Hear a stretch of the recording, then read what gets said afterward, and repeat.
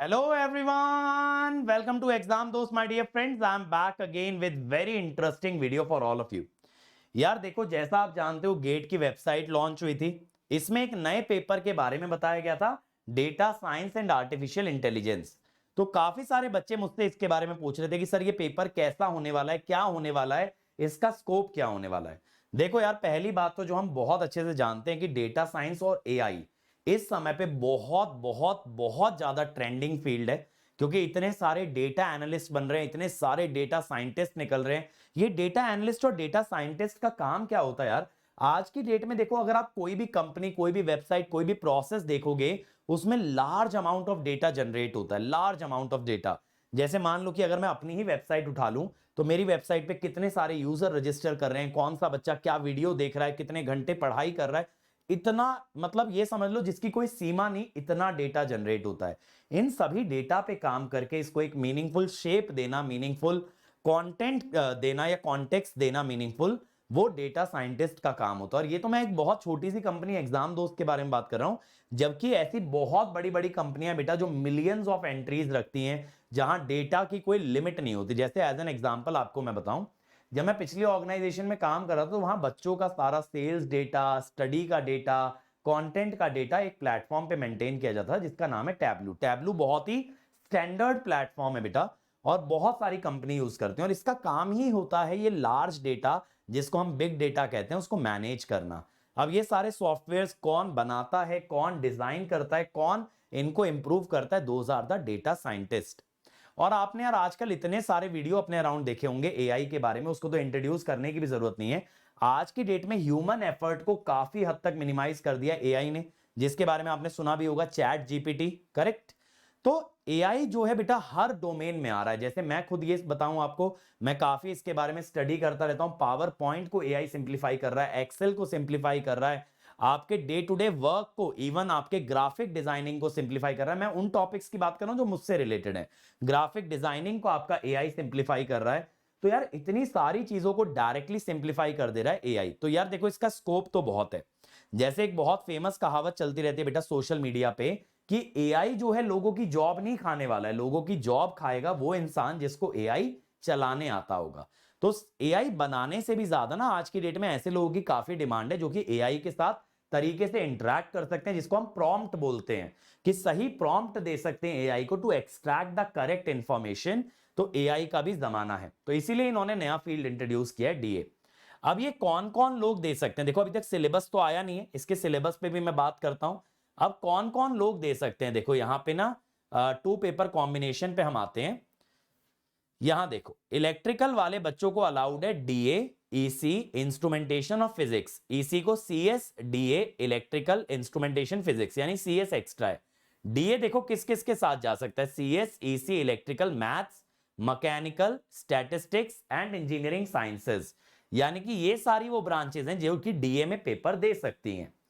अब यार एक चीज सोचो, इलेक्ट्रिकल, ईसी, मैकेनिकल, ठीक है, मैथमेटिक्स, है ना, सीएस, इन सब में कॉमन क्या चीज होती है? आप खुद बताओ। इन सब में कॉमन होता है मैथमेटिक्स।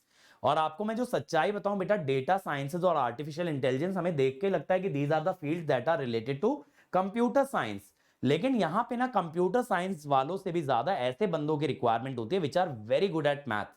मैथ्स का मतलब ये मत समझना कैलकुलेशन, मैथ्स का मतलब है जो कि प्रॉब्लम्स को मैथमेटिकली एनालाइज करते हैं, उस पे एल्गोरिथम बिल्ड कर सकते हैं, भले कोड करने ना आता हो बट एल्गोरिथम बना सकते हैं।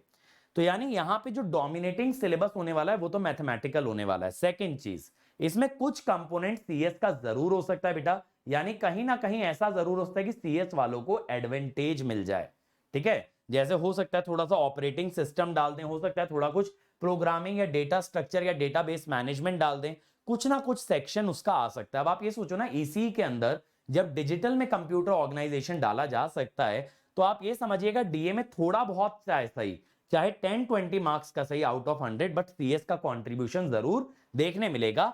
बाकी ईसी इलेक्ट्रिकल के सब्जेक्ट का कंट्रीब्यूशन आपको नहीं देखने मिलेगा। मैथ्स हो सकता है बहुत स्मॉल फॉर्म में डिजिटल हो, बट फिर उसके बाद जो चीज होगी that will be computer science. अब क्वेरी ये बनती है कि सर हमें किस पेपर में देना चाहिए, मैं बताता हूं। अगर आपका एम बेटा एमटेक का है, तो इलेक्ट्रिकल और ईसी दोनों बच्चों के लिए जो सबसे इजी सेकंड पेपर होता है वो इंस्ट्रूमेंटेशन होता है। यहां पे अगर आप इलेक्ट्रिकल में लेके आ रहे हो ना अंडर 500 अंडर 1000 भी रैंक, तो आप आईएन में अंडर 100 आ सकते हो, जहां से एक अच्छी एमटेक की सीट मिल सकती है।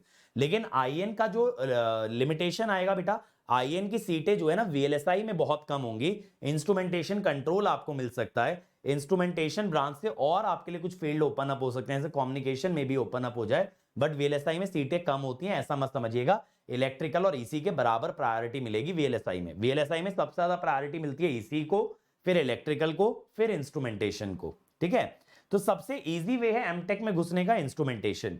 फिर कौन से इलेक्ट्रिकल वाले बच्चे को ईसी या ईसी वाले बच्चे को इलेक्ट्रिकल देना चाहिए? जो बच्चा बेटा तैयारी कर रहा है ना इंजीनियरिंग सर्विसेज जैसे एग्जाम की, जहां इंजीनियरिंग सर्विसेज के अंदर इलेक्ट्रिकल में कम्युनिकेशन भी आता है, ईडीसी का भी सेक्शन आता है, ईएमएफटी का भी कुछ पार्ट आ जाता है, या फिर इसरो जैसे एग्जाम के अंदर जहां पे आपके ईसीई के सब्जेक्ट आ जाएंगे, बार जैसे पेपर के अंदर, डीआरडीओ जैसे एग्जाम के अंदर, यानी जो बड़े एग्जाम्स हैं आपके, तो वहां ईसी इलेक्ट्रिकल में डिफरेंशिएट नहीं करते, वहां दोनों में ऐसे सिलेबस अल्टी पल्टी चलता रहता है। तो वहां एक ईसी वाले बच्चे को इलेक्ट्रिकल तैयार करना चाहिए और एक इलेक्ट्रिकल वाले को ईसी, क्योंकि जैसे ईएससी में देखें तो ईसी वाले बच्चों से भी जो है ना मशीन्स पूछा जाता है, कुछ हद तक पावर सिस्टम पूछा जाता है, तो उन्हें तैयार करना चाहिए इलेक्ट्रिकल। और सेम वे में इलेक्ट्रिकल वाले बच्चों से कम्युनिकेशन, ईडीसी ये सब पूछा जाता है, तो उन्हें तैयार करना चाहिए ईसी। तो यार देखो, सेकंड पेपर कोई सा भी बुरा नहीं है, तो आपको डिसाइड इस बेसिस पे करना है कि आपका लक्ष्य क्या है। और ईसी वालों के पास एक अच्छी फ्लेक्सिबिलिटी है कंप्यूटर साइंस, तो ईसी वालों को अगर एमटेक में ही जाना है तो उनकी प्रायोरिटी होनी चाहिए कंप्यूटर साइंस और डीए, ये फर्स्ट प्रायोरिटी होनी चाहिए। Second instrumentation, third is electrical. Electrical वालों के लिए एमटेक में जाने के लिए अगर कोर ब्रांच में जाना है तो इंस्ट्रूमेंटेशन, फिर ठीक है अगर आपको सीएस से रिलेटेड या आर्टिफिशियल इंटेलिजेंस में जाना है तो डीए, और अगर आपको ईएससी जैसा एग्जाम क्रैक करना है, बार जैसा एग्जाम क्रैक करना है तो ईसी। इस टाइप से आपको डिसाइड करना होगा आपका सेकंड पेपर। लेकिन यार फोमो मत बनाना कि दो पेपर भरना जरूरी ही जरूरी है। अगर आपको नहीं सही लगता है आप एक की तैयारी कर सकते हो, आप एक भरो। इसको ना ट्रेंड मत बनाओ, क्योंकि 1800 रुपए का फॉर्म है यार, 1800 रुपए बहुत होते हैं। तो ऐसा मजाक नहीं है ना कि एक और फॉर्म भर दिया जस्ट बिकॉज अदर लोग भर रहे थे। तो आप दूसरा फॉर्म तभी भरें बेटा जब आप प्योरली कॉन्फिडेंट हैं कि आप उस एग्जाम को निकाल सकते हैं। ठीक है, बाकी भी देखो जैसे ही डीए का सिलेबस आता है तो हम लोग डिटेल में चर्चा करेंगे डीए के सिलेबस के बारे में और किस तरह से आप उसे तैयार कर सकते हो। और अगर मैं कुछ कर पाया आपके लिए, मैं कुछ आपकी मदद कर पाया, तो definitely I will be helping you out with the DA paper as well. लेकिन अभी मैं कुछ कमिट नहीं कर सकता बेटा बिना सिलेबस देखे, क्योंकि मेरी भी कहीं ना कहीं देखो बैंडविड्थ जो टाइम है वो लिमिटेड है। तो उस लिमिटेड टाइम में मैं जितना कुछ आपके लिए कर पाऊंगा, है ना, तो उससे ज्यादा ही करके दे दूंगा। चाहे जितना भी इस लिमिटेड टाइम के अंदर कोई कर सकता है उससे 2x 3x मैं आपको करके दूंगा। लेकिन हर चीज को मैं हाँ भी नहीं बोल सकता। द रीजन इसकी सब चीजों को हाँ बोल देने से पता है लाइफ में क्या होता है, फिर कोई भी चीज हम अच्छी नहीं कर पाते। तो कुछ चीजों को ना कहना बहुत जरूरी होता है, क्योंकि हमारे पास टाइम, एनर्जी, एफर्ट सब चीज लिमिटेड होती है। उस लिमिटेड के अंदर ही हमें बेस्ट यूज करना होता है। ठीक है, तो I hope you will guys will understand और आपकी क्वेरीज क्लियर हुई होंगी सेकंड पेपर को लेके। तो जरूर आप लोग कमेंट सेक्शन में बताइएगा अगर आपकी कोई क्वेरी बची है, और अगर हमारे कोर्सेज से रिलेटेड कोई क्वेरी है तो डेफिनेटली आप हमें व्हाट्सएप पे मैसेज कर दीजिएगा 7089047561। ठीक है, और बाकी बेटा आज रात मिडनाइट तक हमारे लक्ष्य जून बैच पे हम आपको 30% ऑफ दे रहे हैं using the discount code ED25। तो ED25 पे 25% ऑफ है, लेकिन 10,000 सब्सक्राइबर्स के लिए हम लोगों ने उसको 25 से 30% ऑफ कर दिया विदाउट चेंजिंग द कोड। तो आप लक्ष्य जून बैच पे अगर ED25 कोड लगाते हो इमीडिएट 30% डिस्काउंट आपको मिलेगा। और लक्ष्य और नीव जुलाई बैचेस पे 20% प्राइस हमने ड्रॉप करके रखा है। तो अगर आप ज्वाइन करना चाहते हो तो अभी उसकी फीस 20% कम चल रही है। ठीक है, 2025 का है नीव बैच और 2024 का है लक्ष्य बैच। और टेस्ट सीरीज पे भी 10% डिस्काउंट चल रहा है भाई। तो अगर टेस्ट सीरीज परचेज करना है तो फटाफट टेस्ट सीरीज परचेज कर लो। तो अगस्त आ गया, और कितना लेट करोगे टेस्ट सीरीज के लिए? टेस्ट सीरीज परचेज करो, ज्यादा से ज्यादा बच्चे उसमें बैठेंगे, एक अच्छा माहौल, एक अच्छा कंपटीशन बनेगा, आपको अच्छी फील आएगी। और आप लोग जानते हो बेटा हमारी टेस्ट सीरीज बेस्ट है, क्यों?